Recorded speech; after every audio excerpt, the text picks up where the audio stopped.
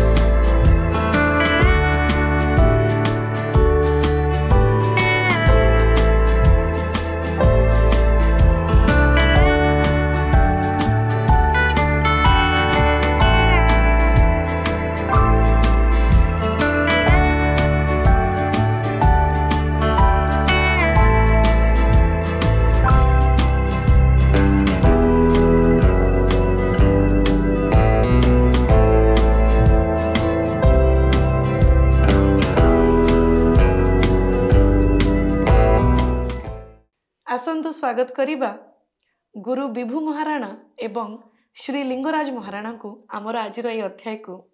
गुरुजी आपन को नमस्कार। लिंगराज सर आपन को नमस्कार। बहुत बहुत स्वागत आज अध्याय को। गुरुजी आरंभ करिबा आपन को बाल्य कालरू आपन को छोट बड़ केमिति बीतीची ए घरे केमिति आपन ए शिक्षा पाइले और केमिति बड़ हेले। मोर छोट बड़ मु प्रकृत आपन सत कथा कहूँ बहु मीडिया कही पारनी जोटा कि सब बाहर मीडिया दिल्ली फिल्ली आम नहीं जेहेतु यही माटी मु जन्म नहीं माटी आज चित्र करुच्ची तेणु सत कथाटा कह मोर एक्चुअली कला प्रति कौन प्रकार इंटरेस्ट नाला। अच्छा मुझे एक्सरसाइज करी भोर राति 3 उठी गाँ दौड़ी एक्सरसाइज करी पूरी जाए दौड़ी जाए मल नढ़ई सेगा सब भाग नेबी यही सब कर लोक 8 वर्ष दिन से सब पारगम हो जाती। पछे जिते निज कला प्रति इंटरेस्ट आइला से पाठर घर बापा माँकर जे पाठ पढ़े पाठ को धरला सबू बापांकर से गोटे परिस्थिति आसला कारीगर जो 50-60 कारीगर से मो बयस 19 वर्ष हो भितर बाबा कहते काम टिके करता बाबा मत डाकती भीम कौन सी जन्म है मो चेहरा मोर कथबार्ता सब सी लक्ष्य करी कहते भीम तेणु मु से डाकती बाबू भी डाकती मोर ସେକେଣ୍ଡ ନାଁଟା ହେଲା ବାବୁ। ସମସ୍ତେ ଗାଁ ଗଣ୍ଡା ସବୁଆଡ଼େ ଜାଣିଛନ୍ତି। ମୁଁ କହିଲି ମୋ ବାହାର ଇଆଡ଼େ ଗୁଣ୍ଡା ମାନେ ମଲ୍ଲଯୁଦ୍ଧ କରିବା ପାଇଁକା ଇଆଡ଼େ ଇଚ୍ଛା। ମୁଁ ଯେତେବେଳେ ମୋର ବୟସ ଆସିଲା 16-17 ବର୍ଷ ମୁଁ ବାବାଙ୍କ କଥାଟାକୁ ବେଶୀ ଭାବିଲି। ଇଆଡ଼େ ବାବୁ ଡାକୁଛନ୍ତି ଅଫିସରେ ଚାକିରି କରିବା ପାଇଁକା ଇଆଡ଼େ ଇଚ୍ଛା, ତ ମୁଁ କୁଆଡ଼େ ହେବି। ତେଣୁ ବାପାଙ୍କର ସେ ସମୟରେ ଗୋଟେ ଆସିଲା ପ୍ରାୟ 80 ମସିହା 80 ପୂର୍ବରୁ ତାଙ୍କର ଗୋଟେ ପରିସ୍ଥିତି ଆସିଲା ଯେଉଁଠି 10-20ଟା ପିଲା ଥିଲେ, କାମ କରୁଥିଲେ ତାଙ୍କ ସହିତ ଛାତ୍ର ହେଇକରି, ତ ହଠାତ୍ କାହିଁ ତାଙ୍କ ପାଖରୁ ପଳେଇଲେ। ପରିସ୍ଥିତି ସକାଶେ ଇଏ ହେଇଗଲେ। ତାପରେ ମୁଁ ନିଜ ଭାବିଲି ଯେ ଏଠି ମୁଁ ଯଦି ନ କରିବି ତାହେଲେ ଆଉ କିଛି ରହିବନି। କିନ୍ତୁ ମୋ ନଜରଟା ଥାଏ ଇଆଡ଼େ, ମାନେ ବୟସ ବଢ଼ିବା ସହିତ। ଭୁବନେଶ୍ୱର ସେତେବେଳକୁ ଯାଉଛି, ମୋତେ ସେତେବେଳେ ବାବା ନେଇକି ଏଠି ଗାଁରେ ସବୁ ଇଏ ସବୁ ମାନେ ଆମର କୁସ୍ତି ଫୁସ୍ତି କରିକିରି ହେବାରୁ ମୋତେ ନେଇଗଲେ ଭୁବନେଶ୍ୱରରେ ସେ ଭୀମ ବମି ଖାଲରେ ଥିଲା ଟ୍ରେନିଂ ସେଣ୍ଟର। ସେଠି କାଠ ଶିଖିବା ପାଇଁକା କାଠ ଟ୍ରେନିଂରେ ଆଡ଼ମିସନ୍ ଦେଲେ। ସେଠି ବି ଶିଖିପାରିଲି। ସେ ଲାଷ୍ଟକୁ ମୋତେ 19 ବର୍ଷ ଯେତେବେଳେ ହେଇଯାଇଛି ସେତେବେଳକୁ ଏଇ ପଟ୍ଟଚିତ୍ରକୁ ଆସିଛି। ଡାଇରେକ୍ଟ ସେଠୁ ଆସିଲି ସାଙ୍ଗେ ସାଙ୍ଗେ ମାନେ ଜଗନ୍ନାଥ ଚିତ୍ର କଲି। ମାନେ କିଛି ମୁଁ ସେତେବେଳେ ରଙ୍ଗ କାଠି ଧରିନି, ଏମିତି ଯାହା 5 ବର୍ଷରୁ ଧରିଥିବି 8-9 ବର୍ଷ ଯାଏଁ ଘର ଭିତରେ ଯେତିକି କରିଥିବି। ରଙ୍ଗ ଢାଳିଆ, ରଙ୍ଗ କାଠି ନଷ୍ଟ କରିବା ଏଇସବୁରେ ଭଲ ମାଷ୍ଟର ଥିଲି ପିଲାବେଳଟାରେ। ସେ ତ କରିକିରି ଡାଇରେକ୍ଟ 19 ବର୍ଷରେ ମୁଁ ଡାଇରେକ୍ଟ ଜଗନ୍ନାଥ ଚିତ୍ର କଲି। ଆଚ୍ଛା, କେମିତି ଅନୁଭୂତି ହେଲା? ମାନେ ମୁଁ ବି ସେଇଟା ବେଳେବେଳେ ଶୋଇଲା ବେଳେ ଭାବେ ଏବେ ଯେ କେମିତି ହେଲା ମୁଁ ବି ଜାଣିପାରେନି। କିନ୍ତୁ ଡାଇରେକ୍ଟ ବାବା ଏତିକି ମୋତେ ଦେଇଥିଲେ, କହିଲେ ଆରେ ମୁଁ ଛାଞ୍ଚ କାଟି ଦେଉଛି। ସେ ଏମିତି ଫାଷ୍ଟ ମୋର ଚିତ୍ରଟା ଦେଖିଲେ, କହିଲେ ତୁ ଚିତ୍ର ତ କରିଲୁଣୁ ଆଉ ତୁ ଗୋଟେ କାମ କରେ, ମୁଁ ଛାଞ୍ଚ କାଟି ଦେଉଛି, ତୁ ପକେଇଦେବୁ, ତା ଦେହରେ ଟିପଣା ବାହାରି ପଡ଼ିବ, ତୁ ତା ଦେହରେ ରଙ୍ଗ ଫଙ୍ଗ ବନଙ୍ଗା ବନେଇ କରିକିରି କାମ କରିବୁ ଆଉ। ମୁଁ କହିଲି ହଉ ତମେ ଦିଅ କାଟିକିରି। ମୋ ଏକାଥରେ 50-100, ମାନେ ଯେଉଁଠି ତାଙ୍କର 10-20ଟା ପିଲା କାମ କରୁଥିଲେ ଯେତିକି ମୁଁ ମାସ ଭିତରେ ତାଙ୍କୁ ଏକୁଟିଆ କରିକି ଦିଏ ସେତିକି। କାରଣ ସେତେବେଳେ କର୍ପୋରେସନ ବାଲା ଆସନ୍ତି ଉତ୍କଳିକା ଯେଉଁ ଭୁବନେଶ୍ୱରରେ, ସେମାନେ ଅନ୍ତବାବୁ ତମର କାମ କିଛି ପହଞ୍ଚିଲାନି, ବା ମୋରି କାମକୁ ନେଇକି ଯାଆନ୍ତି। ତା ଦେହରୁ ଏମିତି ହେଇଗଲା, ବାବା ବସିବେ ରାତି 4ରେ, ସେ ତ ରାତି 4ରୁ ବାବା ଉଠନ୍ତି, ମୁଁ ବି ରାତି 3ରୁ ଉଠିକି ବସିଥାଏ କାମ କରିବାକୁ। ସିଏ ମୋତେ ଖାଲି କହିବେ ଏଇ ଜାଗାରେ ଏଇ ଜିନିଷ ହେଲାନି, ଏଇଟା କରିବୁ, ସେଇଟା କରିବୁ, ମାନେ ବିଭିନ୍ନ ପ୍ରକାର କଥା କହନ୍ତି। ତା ଦେହରେ ପୁରାଣ ଶାସ୍ତ୍ର କଥା କହନ୍ତି। କାରଣ ଆମ ଚିତ୍ରକାରଙ୍କ ଘରେ ହେଲା ପୁରାଣ ପଢ଼ାଯାଏନି, ପିଢ଼ି ପିଢ଼ି ନେଇକିରି ପୁରାଣ ଶାସ୍ତ୍ରକୁ ମାନେ ଏମିତି ଗପ ମାଧ୍ୟମରେ କୁହନ୍ତି। ଆଚ୍ଛା, ମାନେ ଜେଜେବାପା ହୁଅନ୍ତୁ, ବାପା ହୁଅନ୍ତୁ, ଏଇଟା ସମସ୍ତଙ୍କ ଘରେ ମାନେ ଥିଲା। ପିଢ଼ିରୁ ନେଇକି ପିଢ଼ି ହଁ, ପର୍ଯ୍ୟନ୍ତ। ଆଉ ଚିତ୍ର ଆପଣ ଏତିକି ଜାଣନ୍ତୁ, ଆଉ ଗୋଟେ ପ୍ରବଚକ ସେ 7 ଖଣ୍ଡ ରାମାୟଣ ପଢ଼ି ଦେଇପାରିବ, କିନ୍ତୁ ତା ଦେହରୁ ଚିତ୍ର ଆଙ୍କି ଅଙ୍କନ ପାରିବନି। କରିକିରି ସବୁ କଥାକୁ ଗୋଟେ ଚିତ୍ରରେ ଥୋଇବା। ଆମେ ରାମାୟଣଟାକୁ ମାନେ 2ଟା ସବଜେକ୍ଟରେ ସାରି ଦେଇ ପାରିବୁ, କିନ୍ତୁ ସିଏ 2ଟା କଥାରେ ବି ସାରିପାରିବେନି, କାରଣ ତାଙ୍କର 1000 ଶବ୍ଦ ଦରକାର। ତେଣୁ ସେଇଭଳିକା ଜ୍ଞାନ ନହେଲେ ଆମେ ସେଇଟା କରିପାରିବୁନୁ। ଚିତ୍ରକାରଙ୍କ ଘରେ ସେଇଟା ବାବା ସେଇ କଥା କୁହନ୍ତି। ଆମ ଘରର ଗୋଟେ କଥା ହେଲା ବଡ଼ କଥା, ହଣ୍ଡା ମାଜିଲେ ମହନ୍ତ ହବୁ,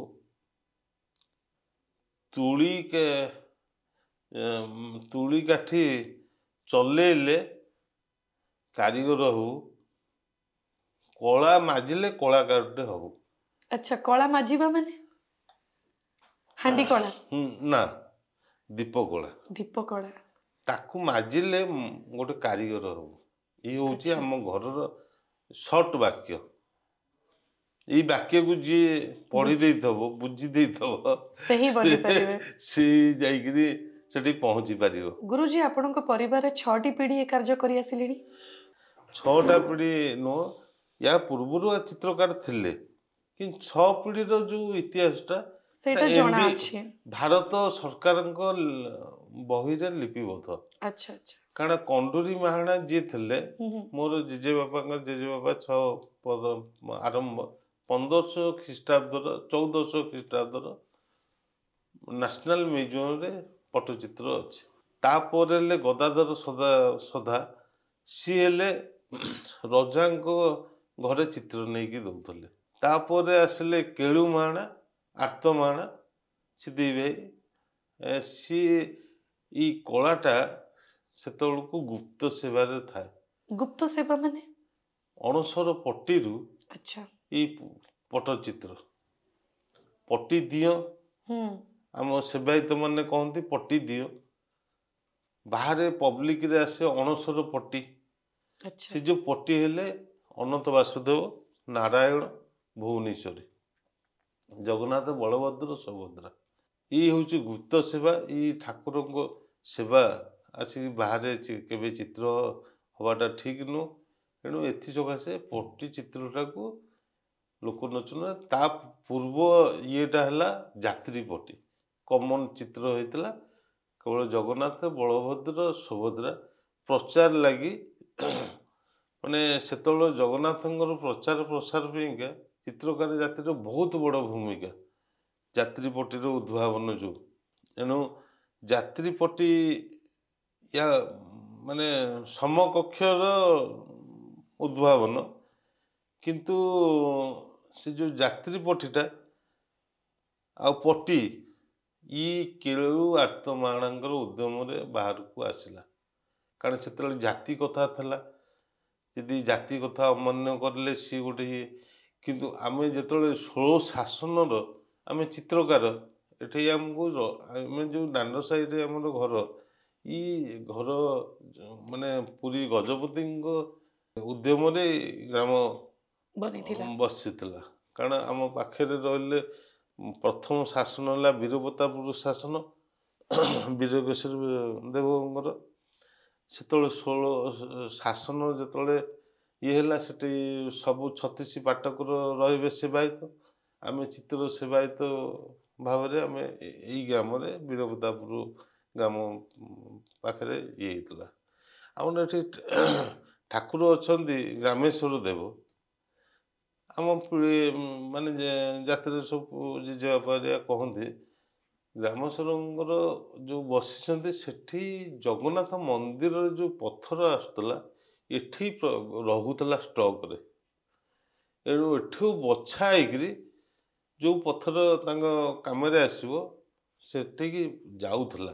ଏଠି କିନ୍ତୁ କାରିଗର ମାନେ ବସ କରିଥିଲେ ଏଇଠି।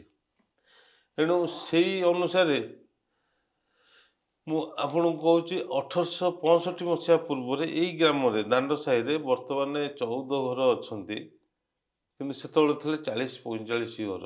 ଏତେ କମିଗଲେ କେମିତି? 1865 ମସିହା ପୂର୍ବରୁ ଏଇ ଯୋଉ 1865 ଦୁର୍ଭିକ୍ଷ ଆସିଥିଲା, ଆଚ୍ଛା। ସେଥି ସକାଶେ ଏଇ ଗାଁରୁ ମାନେ ହଇଜା ବସନ୍ତ ସବୁ ହବାରୁ ଲୋକ ଉଠିକିରି ପଳାୟନ କରିଥିଲେ। ଯାଇଛନ୍ତି। ଯୋଉଟାକି ରଘୁରାଜପୁରରେ କିଛି ଲୋକ ବସବାସ କରିଛନ୍ତି, ଆଉ ପୁରୀ କିଛି ଯାଇଛନ୍ତି, ଆଉ ଅନ୍ୟାନ୍ୟ ଆଡ଼େ। ସେତେବେଳେ ଥିଲା 40-45 ଘର। ଆମର ଚିତ୍ରକାର 1965 ମସିହା ଚିତ୍ରକାର ସାହି ଗୋଟେ ଅଛି ଆମର, ସେଇଟା ହେଲା କ୍ୟାପିଟାଲ। ଆଚ୍ଛା। ବର୍ତ୍ତମାନ ସେ କ୍ୟାପିଟାଲରେ 3-4 ଘର ମାତ୍ର ଅଛନ୍ତି। ଆଉ ସମସ୍ତେ କାରିଗର? ନାଇଁ, ସମସ୍ତେ କାରିଗର ନାଇଁ, ଚିତ୍ରକାର ସାହି ପିଲା ନାଁ ବୁଲଉଛି, ଆଚ୍ଛା। କିନ୍ତୁ ଚିତ୍ରକାର 3 ଘର ମାତ୍ର ଅଛନ୍ତି। ଆଉ ଏମିତି ଆପଣଙ୍କ ଯୋଉଠି ଦାଣ୍ଡ ସାହିରେ କେତେ ଜଣ ଆଉ ଚିତ୍ରକାର ଅଛନ୍ତି ବା ଆମେ କାରିଗର ହେଲୁ ଅଛନ୍ତି? ଜାତିର ଯୋଉ ଆମ ଚିତ୍ରକାର ଜାତିର 14 ଘର। 14 ଘର। ଆଉ ଅନ୍ୟ ଜାତିର 60 ଘର। 60 ଘର। ଆଉ ପାଖରେ କୁମାର ଘର ଏମିତି ସବୁ ଅଛନ୍ତି। ଦର୍ଶକ ବନ୍ଧୁ, ଆପଣମାନେ ତ ଜାଣିଥିବେ ରଘୁରାଜପୁର गोटे जगह जहाँ भुवनेश्वर पुरी आसला बेले पड़ी थाए से जगह हो जाइए हेरिटेज विलेज। तो रघुराजपुर हेरिटेज विलेज हबाठू आपण मानकु किछि फायदा किछि बेनिफिट मिली छी? हाँ आम आम जेहेतु जाति भाई रही आमे चाहूँ जे आम जाति भाई उन्नति हेले आमर उन्नति। आज्ञा तेणु कलाकार को बंचारे कौटे अभाव न थाए। कलाकार रास्ता कड़े यदि बसियो गोटे 3 घंटा शो करी से पैसा पैसा रोजगार रोजगार कर किसी असुविधा नहीं। किंतु रघुराजपुर कथा जदि आसुची सब गोटे कारीगर हूँ गोटे स्वाभिमान आशा कारीगर जो माने आम पुरातन आसु माने कही आशा कारीगर बोले कारीगर ना तेणु ओडिशा कारीगर स्वाभिमान से तो सहजरे कौटी क्या मागी ना केवे किंतु एठी कहीं गाँ भितर मागिबे। तेणु ताको आम भाई जे मानकर भल चलुଛନ୍ତି आम खुशी। तेणु से किसी ये दरकार नहीं। किंतु जेहेतु गोटे गाँ उन्नति करुच्ची आज आमे नहले आम पिला तो हुए तो काली उन्नति करेंगे से माध्यम किंतु किंतु दुखर कथा लगुच केते बाट सरकार चाहिए आम सहित बापांकर जो परिचय आम जेजेबा 6 पीढ़ीर परिचय नहीं आम बंचीचु जे मोर तो से उद्यमटा गोटे थिला जो माने रघुराजपुर आ दांडसाही माने जगन्नाथ ये गल तो पूरा सड़क रेखा किंतु अलग किसी ना खाली मझीरे भार्गवी नदी अच्छी नदी सकाशे आम ए भाग हो जाए से भाग आम गाँ गाँ कहती एपारी सेपारी किंतु एपारी सेपारी शब्द उठी जाइए आम कौचे रघुराजपुर सी कहते आम दांडसाही एते निबिड़ थिला। बर्तमान तो आम जातिर लोकंर किछि उद्यम रहू जे एपारी सेपारी हो जाऊ आगु को भविष्य को। दर्शक बंधु ये कही रखुची रघुराजपुर आगे आसिले पड़े गोटे छोट गाँ दांडसाही आ दांडसाही मूल अच्छी गोटे गुरुकुल अनंत गुरुकुल आपण बापा नाँ गुरुकुलटा ये केते छात्र छात्री आसंती एठी आज्ञा गोटे कथा है फनी आ कोविड रु से तो आसुले 20 जन छात्र छात्री आसुले एबे वर्तमान निजक निज मना करुच्ची तुम आसिले मत समस्या कारण जेहेतु आम हाथ खाई घोड़ा डेउचु कारण प्रतिदिन जहाँ माने काम हम तैयारी हम ताकू बिक्री बटा करी आज्ञा आम ए चलू निजे चलू बंधु बांधव हानि नाव सब बुझू पिला कथा भी बुझू छात्र पिला कथा तेणु संभव हो पारनी तेणु बाध्य तो आम ये 8-10टा खंडे आसुँच स्वेच्छा जिते आसुना तो घर को आम पठाऊँ कम कम जदि दरकार पड़े डाकुचु आस। गुरुजी आ दर्शक बंधु मत लगुच गुरुजी दर्शक बंधु बहुत समय है आम दी जन कथबार्तार ये जो सुंदर सुंदर रंगर कार्य ये रखाई देखिपे गुरुजी ये कार्य उपर कथा हवा एटा पट्टचित्र ना पट्टीचित्र? एटा पट्टचित्र कहले तो मत भारी दुख लगुच क्या आम घर भाषा आम जेजेमा आम बो माँ बंची बयस 80 वर्ष हो गला पट्टी कौच से बुढ़ी लोक भी पट्टी कौच आम घर झील गोटे अच्छी 18 वर्षर ताकू पचे पट्टी किंतु ओडिशा सरकार केमती गला पट्टपरिका ओडिशा सरकार ब्रांडेड करदे सेटा भारी दुखदायक।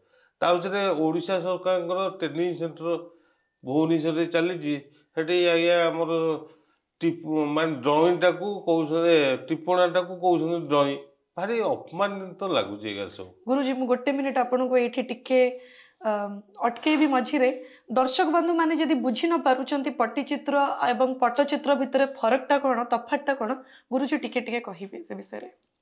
पट्टी पट्टी होची आमर हेंस पट्टी अच्छा कह जाए हेंस पट्टी पट्टी दिहरु सृष्टि परिके ता नाटा पट्टी पट्टी पट्टर जो ଇଏଟା ମୋର ଦୂରଦୃଷ୍ଟି ଏଟା ଯେ ଏଇ ଯେଉଁ ଆମର ୱେଷ୍ଟ ବେଙ୍ଗଲ ଆଉ ଉପକୂଳ ଓଡ଼ିଶାରେ ଯେଉଁ ମିଶ୍ରଣ ଥିଲା ସେତିକିବେଳେ ପଟି ଏଇଟାକୁ ପଟ କରିଦେଇଛନ୍ତି।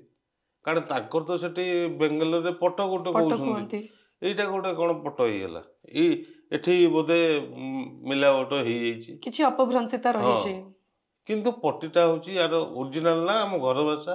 ଆଉ ଜଗନ୍ନାଥଙ୍କ ଇଏରୁ ଯେତେବେଳେ ମାନେ ସୃଷ୍ଟି ହୁଁ ହୁଁ। ଆଉ ସୃଷ୍ଟିକର୍ତ୍ତାଙ୍କ ପାଖରେ ବି ପଟି ଦିଅ, ଆଚ୍ଛା। ଏହାର ପୁରା ପ୍ରାମାଣିକ ଅଛି। ୟାକୁ ଯୁକ୍ତିତର କାହା ସାଥିରେ କଲେ ବି ଭଲ ନୁହଁ। ଆଉ ଏଇଠି ଆଉ ଗୋଟେ ସାମାନ୍ୟ ଆପଣ ଯୋଉ କଥାଟେ କହିଲେ କି ଟିପଣାଟାକୁ ଡ୍ରଇଂ କହି ଦଉଛନ୍ତି, ହଁ, ଟିପଣା ଏବଂ ଡ୍ରଇଂ ମଧ୍ୟରେ କ'ଣ ତଫାତ ଅଛି? ଡ୍ରଇଂ ଆମକୁ କ'ଣ ଇଂରେଜ ମାନେ ଶିଖେଇଥିଲେ କି? ଏଇଟା ଭାରି କଷ୍ଟଦାୟକ। ଆମର ଯେତିକି ଭାଷା ଏନେ କହୁଛନ୍ତି ଆମକୁ ଗୋଟେ ଗୋଟେ ଜାବଡ଼ା ଡେଲି ମାରିଲା ଭଳିଆ ଆମ ଛାତ୍ରମାନେ କରୁଛନ୍ତି। ଏ ଭୁବନେଶ୍ୱରରେ ଛାତ୍ର ଆସନ୍ତୁ ବା ପୁରୀରେ ସବୁ ଜାବଡ଼ା ଗୁରୁମାନଙ୍କୁ ବା ସିନିୟର ଆର୍ଟିଷ୍ଟ ମାନେ ଯେଉଁମାନେ ଥିବେ ତାଙ୍କୁ ଗୋଟେ ଗୋଟେ ଜାବଡ଼ା। କିନ୍ତୁ ଭୁବନେଶ୍ୱର କାରିଗରଙ୍କୁ ଭଲ ଅଛି, ସେମାନେ ତ ନିଜେ କହୁଛନ୍ତି ଗୁରୁ ଲାଇନ୍ ପକେଇଦେ ଆଉ। ତ ଡ୍ରଇଂ ମାନେ ହେଲା କୌଣସି ଜିନିଷକୁ ଆଙ୍କି ଦେବାଟା ଗୋଟେ ଡ୍ରଇଂ, ଡ୍ରଇଂ। କିନ୍ତୁ ଟିପଣା ମାନେ? ଆଜ୍ଞା, ଏଇଠି ଆପଣ ପୁରା ତାର ଆନ୍ସରଟା କହିଦେଲେ ଯେ ଆଙ୍କିଆଟା ହେଉଛି ଆମର ମୌଳିକ ଭାଷା, ଆଜ୍ଞା, ଆଙ୍କିଆଟା। ଆଙ୍କିବାଟା। କିନ୍ତୁ ଟିପଣା ଆମେ ଆଙ୍କିଆଟାକୁ କାହିଁ କହିଲୁନୁ, ହୁଁ, ଟିପଣା କାହିଁ କହିଲୁ? କାହିଁ କହିଲୁ? କାରଣ ଇଏ ହେଉଛି ଚିତ୍ର କଥା, ଚିତ୍ର ଭାଷା ହୁଁ ହୁଁ। ନିହାତି ଦରକାର। ଭାଷା ଅଛି ତେଣୁ ଚିତ୍ର ଅଛି। ଚିତ୍ର ଯଦି ଭାଷା ଉଡ଼ିଗଲା ଚିତ୍ର ବି ଉଡ଼ିଗଲା। ଏବେ ବର୍ତ୍ତମାନ ଆପଣ ଯେଉଁ ପଟ୍ଟଚିତ୍ର ପଟ୍ଟିଚିତ୍ର, କାରଣ ପଟ୍ଟିଚିତ୍ର ଅଛି ବୋଲି ନାଁଟା, ଅଣସର ପଟି କେବେ ଚେଞ୍ଜ ନାହିଁ, କଲର ନାହିଁ ନା, ସେଇ ରଙ୍ଗ ମଜା ହବ, ସେଇ ଉପାସରେ ରହିବେ କାରିଗର ମାନେ, ସେଇ ଚିତ୍ର କରିବେ, ସେଇ ପ୍ୟାଣ୍ଟ ସାର୍ଟ ତ ପିନ୍ଧିକି ପଶିବେନି ସେ ଘରେ, ସେ ଆମର ଯେଉଁ ଇଏ ଅଛି ଧୋତି ଯୋଡ଼ ସେଇଆକୁ ପିନ୍ଧିକିରି ଆଗରୁ ହେଉଥିଲା 1000 ବର୍ଷ ପୂର୍ବରୁ, ଏବେ ବି ହେଉଛି ସେଇଆ। କିନ୍ତୁ ପଟ୍ଟଚିତ୍ର ସମ୍ପୂର୍ଣ୍ଣ ବଦଳି ଯାଇଛି, ଯେଉଁଟାକି ଆପଣଙ୍କର ଘର କଲର ଯେଉଁ ହେଉଛି ସେଥିରେ ଆଣିକି ଚିତ୍ର କଲେଣି ଲୋକଙ୍କ ଘରେ। ଆମ ଘରେ ମାନଙ୍କରେ ରଖିବାକୁ ବାଧ୍ୟ ହେଉଛୁ ଯେ ଗୋଟେ ଗୋଟେ ଲୋକ ଆସୁଛନ୍ତି ସେଇ କଲର କମ୍ବିନେସନ୍ ଦରକାର, ତାଙ୍କୁ ଆମେ ଡାଇରେକ୍ଟ କହୁଛୁ ଏଇ ଡବା, ନ୍ୟାଚୁରାଲ ଖୋଜିବେନି। କି ପରବର୍ତ୍ତୀ ସମୟରେ ଆପଣ ଚେଞ୍ଜ କରିବେନି ଯେ ଆମ ସେ କଲର ଟ୍ରାଡିସନାଲଟା କଲେନି। ଏଇ ଜିନିଷ ଆଜିକାଲି ଚାଲୁଛି, କିନ୍ତୁ ଏଇ ଜିନିଷ କାହିଁ ଚାଲୁନି? ଏଇ ଛାତ୍ରମାନେ ଶିଖିବାକୁ ଚେଷ୍ଟା କରୁନାହାନ୍ତି। ଏଇ 6 ମାସରେ କହୁଛନ୍ତି ଆମେ ଆଜ୍ଞା ଗୁରୁ। ଏଇ ଯେଉଁ ବହୁତ ଜିନିଷ ଡେଭଲପ୍ ହେଇଯାଇଛି, ମାନେ ପଇସା ଉପରେ ନେଇକିରି ଉଚ୍ଚ ଆକାଂକ୍ଷା ହେଇଯାଉଛନ୍ତି ଛାତ୍ରମାନେ, ଯେଉଁଟାକି କାମଟାକୁ କୌଶଳଟାକୁ ଧରି ପାରୁନାହାନ୍ତି, ଧରିବାକୁ ଚେଷ୍ଟା କରୁନାହାନ୍ତି। କିନ୍ତୁ ଆଜିର ସମାଜ ସରକାରୀଙ୍କ ଉଦ୍ୟମରେ ହେଲେ ଆଜ୍ଞା ଏଇ କଲରକୁ ଆମେ ପ୍ରଡକ୍ସନ କରନ୍ତୁ, ଆମେ ନିଜେ ତିଆରି କରିକିରି ପିଲାଙ୍କୁ ଦେଖାନ୍ତୁ, ତା ସବୁ କରିପାରନ୍ତୁ। ପଟ୍ଟିଚିତ୍ରର ଇତିହାସ କ'ଣ ଗୁରୁଜୀ? ପଟ୍ଟିଚିତ୍ରର ଇତିହାସ, ଯେଉଁ ଜଗନ୍ନାଥ ଅଣସର ପଟିରେ ବସୁଛନ୍ତି 15 ଦିନ ପୂଜା ପାଉଛନ୍ତି, ସେଠୁ ୟାର ଇତିହାସ ଆରମ୍ଭ। କିନ୍ତୁ ଚିତ୍ର କଥା ଆମେ 5000 ବର୍ଷ ତଳକୁ ପଳେଇବା, ଭୁଜପତ୍ର ଚିତ୍ର ହେଉଥିଲା, ଆପଣଙ୍କ ତାଳପତ୍ର ଚିତ୍ର ଯେଉଁଟା ଆଜି ବି ଶ୍ରୀଲଙ୍କାରେ ହେଉଛି, ଆପଣଙ୍କର ଅନ୍ୟ କଣ୍ଟ୍ରି ମାନଙ୍କରେ ହେଉଛି, ନେପାଳରେ ହେଉଛି। କିନ୍ତୁ ଚିତ୍ର କଥା ତାଳପତ୍ର ପୋଥି ଦିହରୁ ଆରମ୍ଭ। ତାଳପତ୍ରରେ ବି କଲର ଦିଆ ହେଇପାରୁଥିଲା ସେ ଯୁଗରେ। ମୁଁ ବି ମୋ ପିଲାବେଳେ ଦେଖିଛି ତାଳପତ୍ର ପୋଥି ଦିହରେ ଚିତ୍ର ଆଙ୍କିବାଟା। ଆଜ୍ଞା। ତେଣୁ ଏଇ ଯେଉଁ ଚିତ୍ର କଥାଟା ଜଗନ୍ନାଥ ଆମର ଓଡ଼ିଶା ଯେଉଁ ପଟ୍ଟିଚିତ୍ରଟା ସମ୍ପୂର୍ଣ୍ଣ ଜଗନ୍ନାଥଙ୍କ ଠାରୁ ଆରମ୍ଭ। ମନ୍ଦିର ଚିତ୍ର, ତାପରେ ହେଲା ପଟ୍ଟିଚିତ୍ର।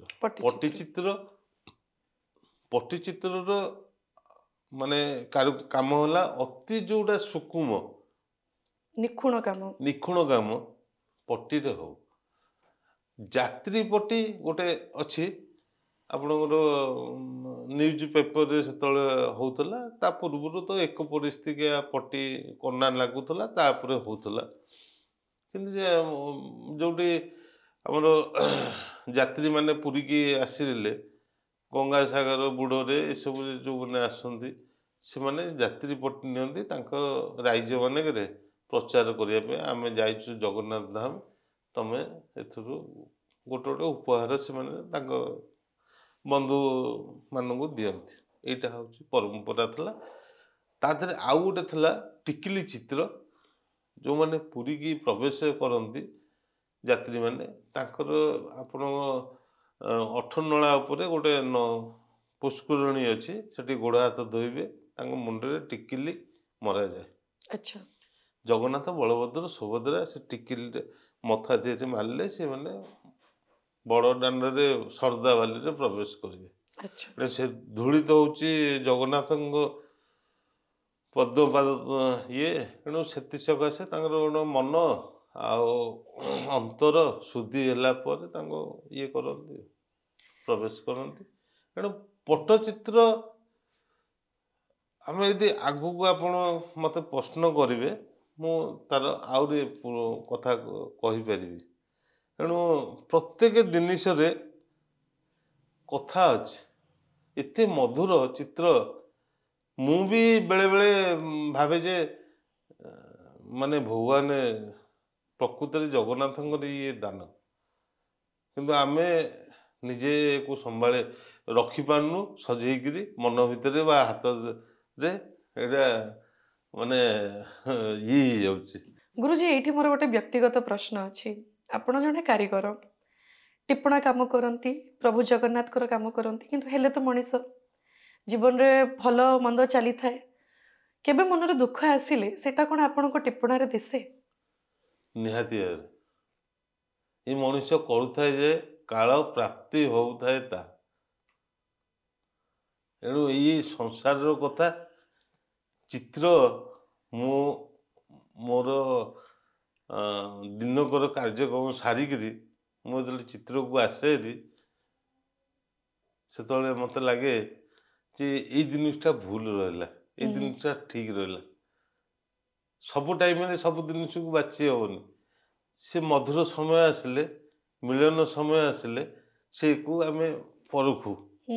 ଆଉ ଏଇଟା ଗୋଟେ କାରିଗରର ସ୍ୱଭାବ, ଗୋଟେ ସାହିତ୍ୟକାରର ସ୍ୱଭାବ, ଯେ କୋଉଠି ରହିଲା ଦ୍ୱନ୍ଦ୍ୱଟା।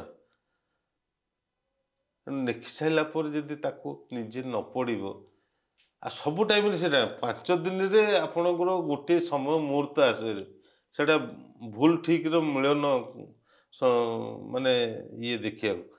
ତେଣୁ ସେଇଭଳି ଆମେ ଚିତ୍ରକୁ ସେଇଭଳିଆ ଦେଖୁ।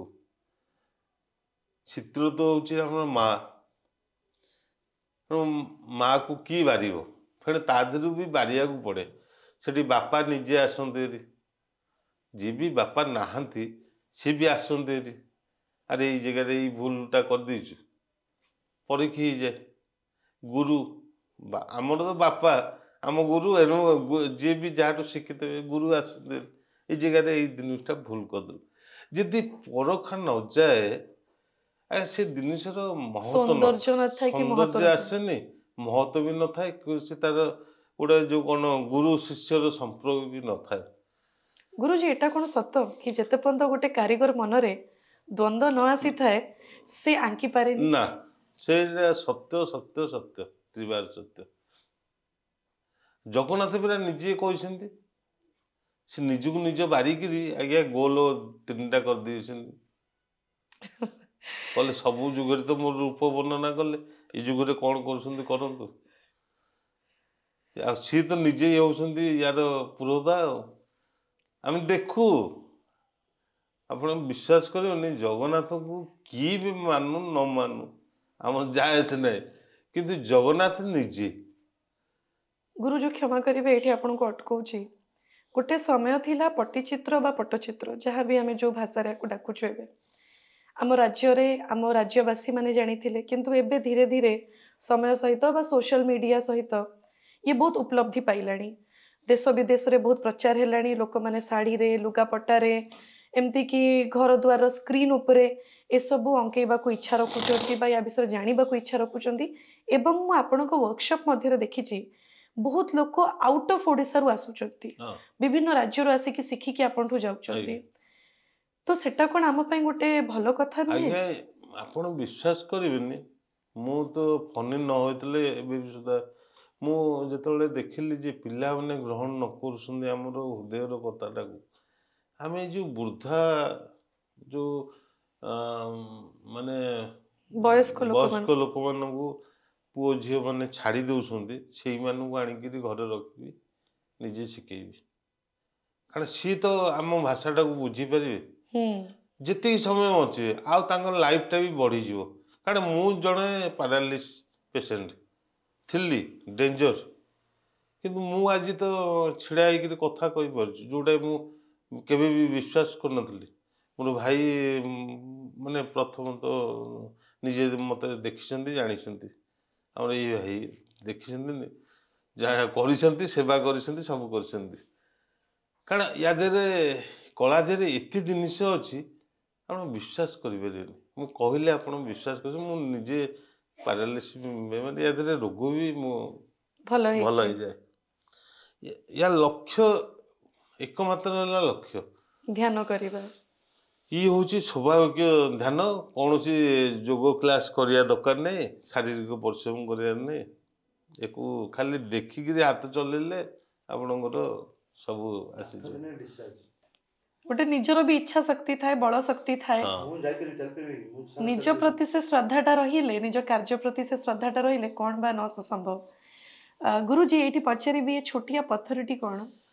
ଇଏ ଇଏ ସବୁ ପଥର रु रंग तयारी ରଙ୍ଗ होउचे ତିଆରିରେ ହଉଛି मो हाथ ଏଇଟା भी ହେଲା रंग हे ଗେରୁ जाइछे ଏଇଟା गेरु ହେଲା ଗେରୁ गेरु अच्छा ଏଇଟା ହେଲା ହରତାଳ हरताल ୟାର ଭାଷାଟା ବୁଝିପାରୁଛନ୍ତି ତ ହରତାଳ हरताल ଇ ଭାଷା ଆପଣଙ୍କୁ ଖରାପ ଲାଗୁଛି ନା ଯଦି କହିବା ୟେଲୋ येलो येलो मिट्टी ଷ୍ଟୋନ୍ ୟେଲୋ ଷ୍ଟୋନ୍ केमिति आणुचंती सब स्टोन हमर एठी अछि पत्थर जाको एठी पाया जाउची ଆମର ଏଇ ଓଡ଼ିଶାରେ ଅଛି अच्छा किंतु ଓଡ଼ିଶାରେ आपनको भी ଅଛି सेठु आनिबाको पडुची ସେତେବେଳେ ଆଦିବାସୀ ଲୋକମାନେ ରଖୁଥିଲେ ଆମ ସବୁ ଭାଇମାନେ ଯାଇକିରି ଆଣୁଥିଲେ ଆମ ବର୍ତ୍ତମାନ ଆମେ ନିଜେ ଯାଇକି ତାଙ୍କଠୁ ଆଣୁଛୁ ଆଉ ଆଉ ଏବେ ତ ସବୁ ମାଇଣ୍ଡ ସେଟରେ ରହୁଛି ଦାୟିତ୍ୱରେ एबे गुरुजी मते कहबे ए जो छोटिया लुहा जिंसटी कोन